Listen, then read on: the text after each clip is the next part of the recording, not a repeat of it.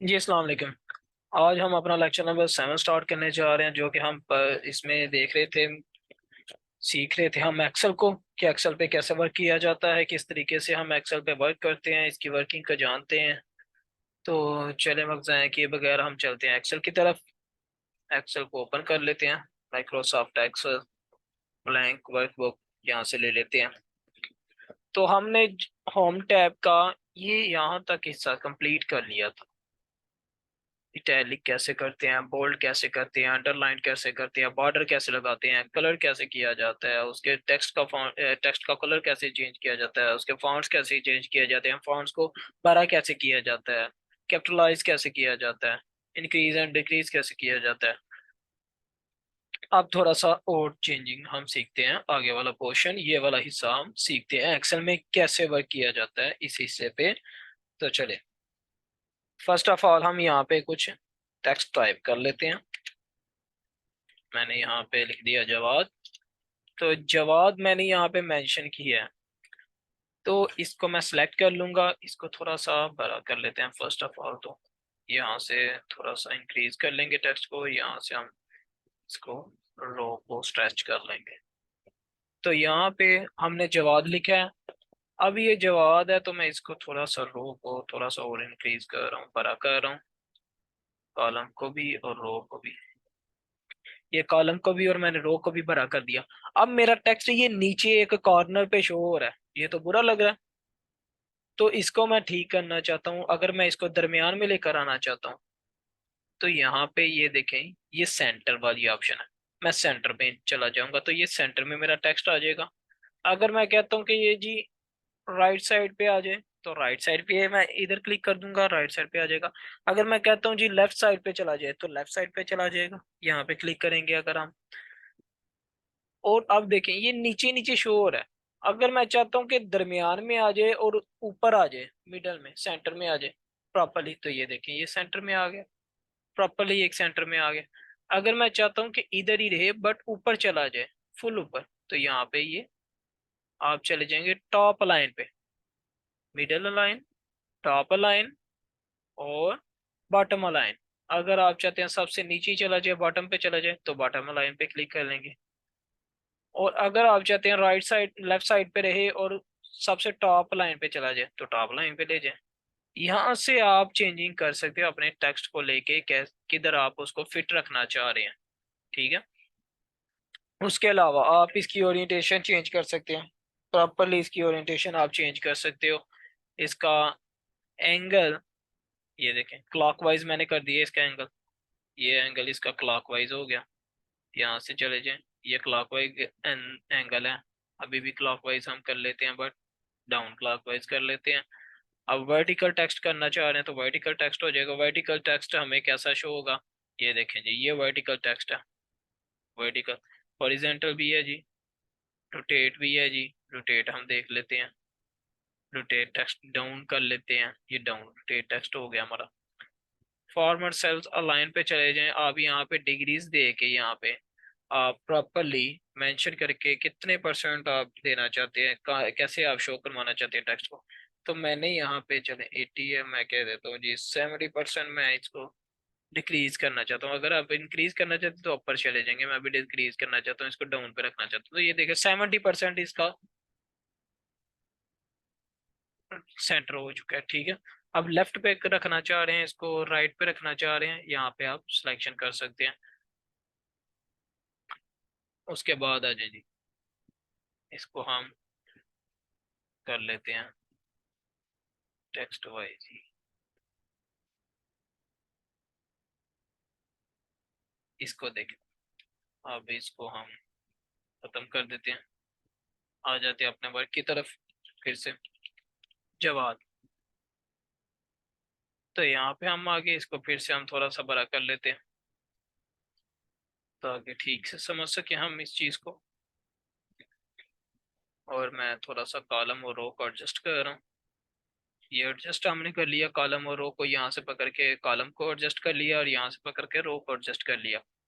अब देखें ये क्या है, यहाँ से हमने सेंटर किया, यहाँ पे हमने लेफ्ट किया, राइट किया। ठीक है। अब ये क्या है, दो चीजें, डिक्रीज इंटीडेंट एंड इंक्रीज इंटीडेंट। इनका क्या मतलब है? इनका मतलब है कि इनसे आपने करना क्या है, इनसे आप लेफ्ट राइट पे जा सकते हैं नॉर्मल। ये देखें कि आप यहाँ पे जाते हैं, हम कंप्लीटली सेंटर पे चला जाता है, बट सेंटर में आप नहीं लेकर जाना चाह रहे टेक्स्ट को, आप थोड़ा सा सेंटर और लेफ्ट साइड के दरमियान में रखना चाह रहे हैं। तो यहाँ से जहाँ पे आप अपना टेक्स्ट सेट करना चाहते हैं वहां पे आप कर सकते हैं, यहाँ से इंक्रीज इंटीडेंट और डिक्रीज इंटीडेंट को यूज करते हुए आप सेंटर पे चले जाएं, अपर चले जाएं, अपर पे जाके लेफ्ट राइट करना चाह रहे हैं तो लेफ्ट राइट हो सकते हैं। जहाँ पे भी आप अपना टेक्स्ट को यूज करना चाहते हैं, रखना चाहते हैं, दिखाना चाहते हैं, आप वहां पे जाके दिखा सकते हैं। क्लियर है जी? अभी ये है जी, यहाँ पे आ जाए, यहाँ पे फिर से मैं जवाब लिख देता हूँ।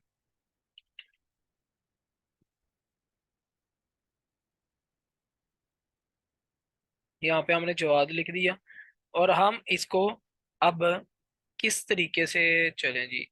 तो ये सेल्स भरे हैं, इन सेल्स को हम खत्म करते हैं। आपको एक और चीज समझाने के लिए हमें सेल्स छोटे करने पड़ेंगे, बट इसको हम खत्म ही कर देते हैं। तो यहाँ पे हम इसको भी प्रॉपरली अलाइन कर देते हैं, छोटा थोड़ा सा सेल्स कर देते हैं यहाँ पे। इधर हम लिखेंगे जवाब स्टूडेंट।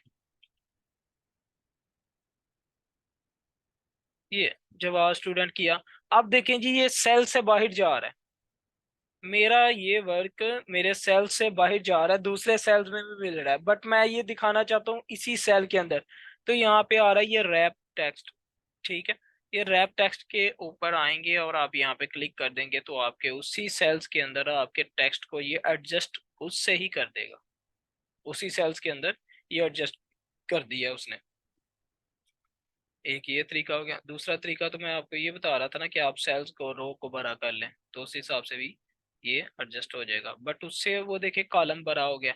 बट कॉलम को बड़ा किए बगैर जितना कॉलम हमारा है उतना ही रहे, बट रो को वो एडजस्ट कर ले। तो रो को एडजस्ट करते हुए उसने रैप टेक्स्ट कर दिया, जितना सेल था उसी के अंदर उसने, जैसे एक शॉपर होता है, रैपर होता है, रैप के अंदर कुछ भी डालते हो आप उसको बंद कर देते हो, तो ऐसे ही ये सेल है, सेल के अंदर ही उसने रैप कर दिया हमारे टेक्स्ट को। आगे चलते हैं जी।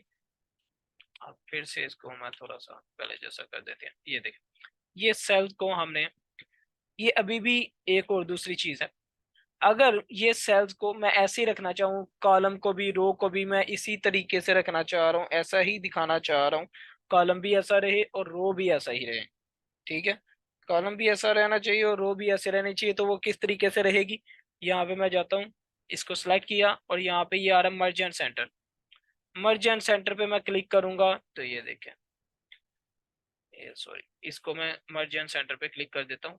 इन दोनों को सिलेक्ट किया, ई और एफ वाले रोज को मैंने सेलेक्ट किया, तो यहाँ पे आ गया मेरा मर्ज एंड सेंटर। ये ऊपर मैं लिखूंगा तो अलग अलग सेल्स ही हैं, दोनों अलग अलग सेल्स हैं। ठीक है, बट मैं जो ही नीचे आऊंगा तो वो मर्ज हो गए हैं, यहाँ पे दोनों सेल्स मर्ज हो चुके हैं। ठीक है, दोनों सेल्स को मर्ज करके उनके दरमियान में टेक्स्ट पुट कर दिया। नीचे भी जाऊंगा तो नीचे भी हम अलग अलग सेल्स पे काम करेंगे, बट यहाँ पे इनको कंबाइन कर दिया, मर्ज कर दिया, एक साथ जोड़ दिया तो एक ही सेल्स बन गया। ठीक है, दोनों सेल्स को एक में एडजस्ट कर दिया। तो इस तरीके से भी आप वर्क कर सकते हो, इसको अपनी वर्किंग के अंदर इस्तेमाल कर सकते हो। कहीं पे भी आप इसको भी मर्ज करना चाह रहे हैं, यहाँ पे मर्ज कर लें।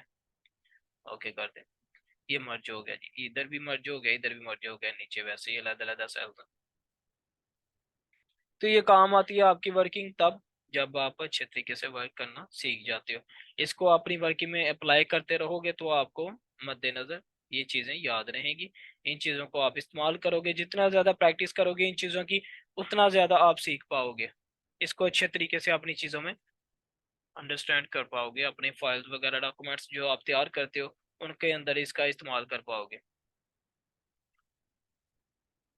तो इसके अलावा हम आगे चलते हैं। ये देखें जी, यहाँ पे मैं क्लिक कर रहा हूँ तो यहाँ पे ये शो हो रहा है जर्नल, जर्नल ऑप्शन शो हो रही है, जर्नल जर्नल, जिधर भी मैं क्लिक करूंगा ये जर्नल शो हो रही है। यहाँ पे मैं क्लिक करूंगा जर्नल है, जर्नल जर्नल जर्नल, यहाँ पे कुछ भी चेंजिंग नहीं आ रही। अगर मैं यहाँ पे जाके इस पे एरो पे क्लिक करता हूँ तो यहाँ पे नंबर्स, नंबर्स भी हैं, करेंसी भी है, अकाउंटिंग भी है, बट मैं किसी को सिलेक्ट नहीं कर रहा। यहाँ पे मैं 1 2 3 4 5 करता हूँ। ठीक है, यहाँ पे आ जाता हूँ तो यहाँ पे मैं क्लिक करता हूँ, यहाँ पे जाके मैं ये फार्मूला इस्तेमाल कर लेता हूँ ये नंबर्स का।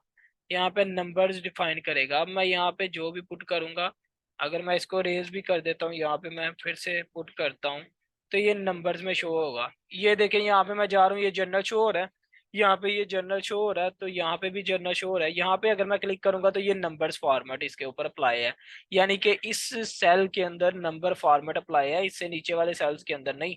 अगर मैं इनको सिलेक्ट करके ऐसे जहां जहां मैं नंबर फॉर्मेट अप्लाई करना चाहता हूँ, वहां वहां उतने सेल्स को मैं सिलेक्ट करके यहाँ पे नंबर फॉर्मेट अप्लाई करूंगा। तो अब देखिए मैं जिधर भी जितने सेल्स के ऊपर मैंने सेलेक्ट किया था उतने सेल्स के ऊपर वो नंबर नंबर दिखा रहा है कि यहाँ पे आप जो भी टाइप करेंगे। यहाँ पे मैं टाइप करता हूँ, ये देखें 524, एंटर किया तो वो नंबर फॉर्मेट है। नंबर फॉर्मेट में क्या है, पॉइंट के बाद 20 दिखा रहा है, ठीक है, 20 दिखा रहा है, ये नंबर्स फॉर्मेट होता है। अगर जनरल में चले जाएं, जनरल में जाके मैं ये देखें ऊपर शो हो रहा है जनरल, यहाँ पे मैं 1 2 3 4 लिखता हूँ, 5 लिखता हूँ, तो ये देखें ये सिर्फ जनरल है। जनरल यानी कि आप जनरल में कुछ भी लिख दो वो वैसे का वैसे ही दिखेगा। जब आप अप्लाई कर दोगे फार्मूला, तो यहाँ पे वो नंबर्स में कन्वर्ट हो जाएगा। अगर आप इसी को मैं कन्वर्ट करूँ करेंसी में, तो यहाँ पे करेंसी में शो हो जाएगा। अब करेंसी सिंबल्स आप कोई भी यूज करना चाह रहे हो, यहाँ पे डॉलर आ गया, यहाँ पे आप यूरो लगाना चाह रहे हो, कोई सा भी करेंसी, यहाँ पे मोर अकाउंटिंग फॉर्मेट्स वगैरह हैं, यहाँ पे जो सा भी आप सिंबल्स वगैरह चूज करना चाह रहे हैं, जिस भी कंट्री की करेंसी है, यहाँ पे आप जाके तो यहाँ पे करेंसी वगैरह आप चूज कर सकते हो, कोई सी भी करेंसी आप लगा सकते हो, कोई सी भी करेंसी आप यहाँ पे दिखा सकते हो, जिस भी करेंसी में आप दिखाना चाह रहे हो अपनी अमाउंट को। तो ये देखें यहाँ पे अकाउंटिंग फॉर्मेट आ गया, यहाँ पे नंबर है, यहाँ पे भी नंबर है। जो जो फॉर्मेट अप्लाई होता जाएगा जिसके ऊपर, वो यहाँ पे आपको नजर आता जाएगा कि यहाँ पे कौन सा फॉर्मेट अप्लाई हो चुका है। तो यहाँ पे हम चलते हैं। अगर आप इसको परसेंटेज में कन्वर्ट करना चाहते हो, तो यहाँ पे परसेंटेज का साथ में फॉर्मेट दिखाना चाह रहे हो, तो यहाँ पे परसेंटेज पे क्लिक कर सकते हो, तो ये परसेंटेज का फॉर्मेट भी दिखा देगा।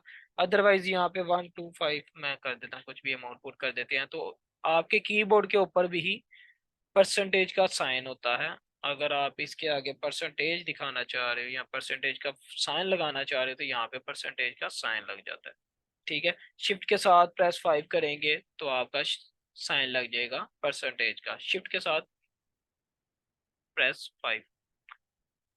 उसके बाद ये कामा वगैरह, कामा स्टाइल्स में वगैरह में दिखाना चाह रहे हो, तो यहाँ पे ये अमाउंट है एक, इसको कामा स्टाइल में आप दिखाना चाह रहे हो तो कामा भी लग जाएगा, ये कामा स्टाइल्स में आ गई। अकाउंटिंग के फॉर्मेट्स में यहाँ पे सिंपली कामा स्टाइल में आ जाएगी। अब उसके अलावा अकाउंटिंग है, शॉर्ट डेट फॉर्मेट है, लॉन्ग डेट फॉर्मेट है, टाइम है, जिधर आप टाइम का बताना चाह रहे होगे उधर टाइम आप पुट करोगे, टाइम वाला मैं इधर पुट कर देता हूँ जी, फॉर्मेट टाइम वाला मैं लगा देता हूँ, यहाँ पे मैं लिखता हूँ 12। तो ये देखें मैंने सिंपली 12 लिखा है, तो यहाँ पे आ गया 12 AM, ठीक है ना। आगे मैं कुछ भी लिख सकता हूँ, यहाँ पे कितने बजे थे, कितने मिनट हुए थे, कितने सेकंड्स थे, कितने, क्या टाइम दिखाना चाह रहा हूँ मैं वो टाइम दिखा सकता हूँ प्रॉपरली, डेट एंड टाइम। ये लॉन्ग डेट फॉर्मेट है, इसके साथ डेट भी पुट हो जाएगी और टाइम भी आ जाएगा। और इसके अलावा ये देखें डेट भी और टाइम भी, ये लॉन्ग डेट फॉर्मेट है। शॉर्ट डेट फॉर्मेट भी आप कर सकते हो, टाइम दिखाना चाहो टाइम भी दिखा सकते हो। इस तरह से आप परसेंटेज में अमाउंट देखना चाह रहे हो, परसेंटेज में कन्वर्ट कर सकते हो। इन सारे फार्मूलाज का आपने अप्लाई करना है अपने काम में, ठीक है। और क्या क्या फार्मूलाज होते हैं वो हम नेक्स्ट लेक्चर में मैं आपको बताऊंगा, कैसे कैसे हम फार्मूलाज पुट करते हैं और कैसे कैसे। बट अभी आपने जो वर्क करना है वो आपने यहाँ से लेके यहाँ तक का इस्तेमाल करना सीख लिया, और आपने इसको लेके चलना है। अब देखें ये जो एक्स्ट्रा 0 0 आ रहे हैं, अगर आप इनको खत्म करना चाह रहे हैं, तो यहाँ पे ये देखिएगा डिक्रीज डेसिमल, इंक्रीज डेसिमल। अगर आप इंक्रीज करना चाह रहे हैं और डेसिमल इंक्रीज करना चाह रहे हैं, तो यहाँ पे क्लिक करते जाएं, इंक्रीज होते जाएंगे। अगर आप डिक्रीज करना चाह रहे हैं तो यहाँ से आप डिक्रीज करते जाएंगे, तो ये डिक्रीज होते जाएंगे, ये डिक्रीज हो गए डेसिमल्स। इसी तरह आप इसको इस्तेमाल कर सकते हो। क्लियर है जी, उम्मीद करता हूँ ये चीज़ों की आपको समझ आई होगी, ठीक है। ध्यान रखिएगा अपना। अल्लाह हाफिज। चैनल को सब्सक्राइब कर दीजिए करिएगा।